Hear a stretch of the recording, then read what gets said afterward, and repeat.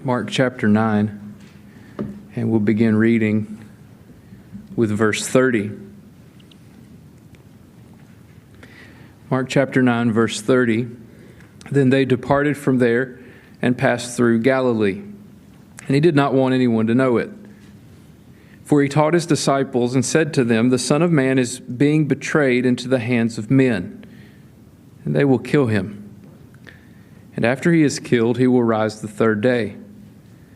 But they did not understand this saying and were afraid to ask him. Then he came to Capernaum, and when he was in the house, he asked them, What was it you disputed among yourselves on the road? But they kept silent. For on the road they had disputed among themselves who would be the greatest. And he sat down, called the 12, and said to them, If anyone desires to be first, he shall be last of all, and servant of all. Then he took a little child and set him in the midst of them. And when he had taken him in his arms, he said to them, Whoever receives one of these little children in my name receives me.